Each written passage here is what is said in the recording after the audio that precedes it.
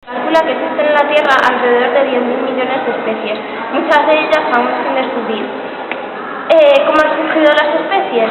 Hasta el siglo XIX se creía en una teoría llamada flegismo y creacionismo, que consistía en el convencimiento de que las especies se han mantenido tal y como las conocemos ahora.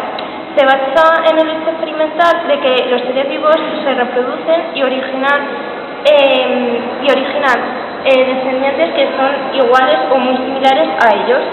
A mediados del siglo XIX se empieza a abandonar esta teoría y se empieza a pensar la idea de que la forma de vida actual podía proceder por transformación de otras anteriores. Bien, la siguiente de las teorías evolucionistas. La idea central es que las especies cambian a lo largo del tiempo, creado por Lamarck esta teoría falsa. El lamarckismo, o también llamado transformismo, pues los seres vivos tienen una tendencia natural hacia la perfección, por lo que se transforma la especie. ¿Por qué se debe esta transformación? Por la herencia de los caracteres adquiridos. ¿En qué se resume esta teoría? Pues esta teoría se resume en 4 puntos. El primero, que las condiciones del medio ambiente varían a lo largo del tiempo. El segundo, que los cambios ambientales crean nuevas necesidades que necesitarán a los individuos la modificación de los hábitos o conductas, como habíamos explicado con el vídeo de las jirafas anteriores. Surgen nuevos hábitos que irán acompañados del mayor o menor uso de determinados órganos, lo que provocará un desarrollo o su atrofia. Por ejemplo, en el vídeo anterior encontramos una jirafa que se reproducía y tenía un gran número de descendientes. Entonces, si esa jirafa comía en un árbol donde las hojas están bajas, los descendientes también comerán en ese árbol donde las hojas están bajas. Llega un momento que las hojas se acaban, entonces las jirafas tendrán que desarrollar su cuello para alimentarse de las hojas que están en el árbol en la parte más alta. Luego, estas modificaciones inducidas por el ambiente serán transmitidas a la descendencia, es decir, se heredará generación tras generación. El aspecto negativo que encontramos, que las modificaciones inducidas por el individuo del ambiente se transmiten a sus descendientes. Entonces, este punto fue muy criticado.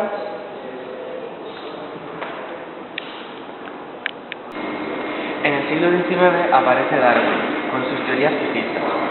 Darwin viajó por el mundo durante unos 5 años, observando y recolectando especies de diferentes tipos. De sus contemporáneos cogió varias ideas. Por ejemplo, de Lyell cogió la sucesión y el cambio gradual, y de Malthus cogió la supervivencia. El darwinismo por selección natural consiste en varios puntos. Tenemos la diferencia entre individuos, que, por ejemplo, entre unas jirafas de cuello largo o cuello corto puede facilitar coger la comida, ¿vale? Facilidad para comer. Y para la supervivencia tenemos competir por los escasos recursos que hay en el medio, ¿vale? En el área en el que vive.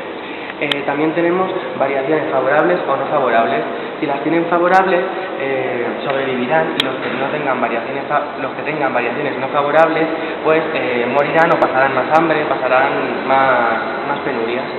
Y mediante las condiciones ambientales, pues si las condiciones ambientales cambiasen, los que tengan variaciones favorables para ese tipo de clima que ha cambiado sobrevivirían, y los demás pues irían muriendo o vivirían en peores condiciones.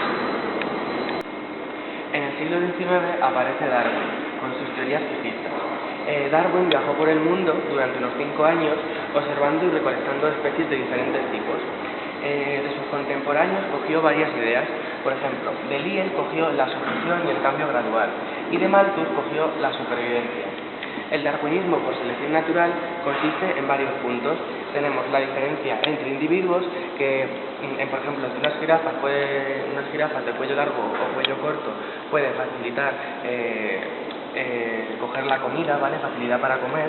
Y para la supervivencia tenemos competir por los escasos recursos que hay en el medio, ¿vale? En el área en el que vive.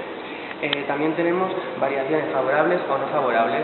Si las tienen favorables, sobrevivirán, y los que tengan variaciones no favorables, pues morirán o pasarán más hambre, pasarán más penurias.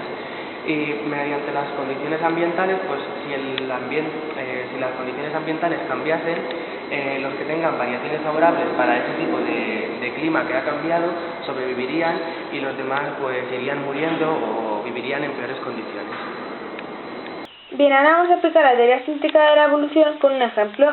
La teoría sintética de la evolución agrupa la selección natural más los descubrimientos de genética, ecología y paleontología. Se resumen los siguientes puntos. Por ejemplo, imaginemos que tenemos dos conejos, uno más claro que otro. Este más claro que este. Bien, en los conejos silvestres existen dos alelos diferentes para el color del pelaje. El A, que determina el color oscuro, y el B, que determina el color claro blanco.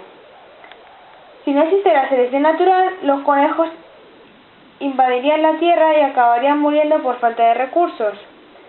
Pero los conejos que llevan el alelo A son de fenotipo pelaje oscuro, es decir, estos. Lo que confiere a estos individuos en el ambiente en el que viven la posibilidad de dejar un número mayor de descendientes que aquellos que no poseen el gen, que son los del pelaje blanco, es decir, estos. Generación tras generación, el alelo responsable del fenotipo pelaje oscuro será cada vez más frecuente en la población. Y el alelo o irá disminuyendo su frecuencia pudiendo llegar a desaparecer. Por lo que tenemos, que lo podemos resumir en los siguientes puntos. La unidad evolutiva no es solo el individuo, sino la población. Los individuos de cualquier población son portadores de diferentes alelos que han originado por mutación, es decir, en este caso unos son portadores de alelo oscuro y otros de alelo claro.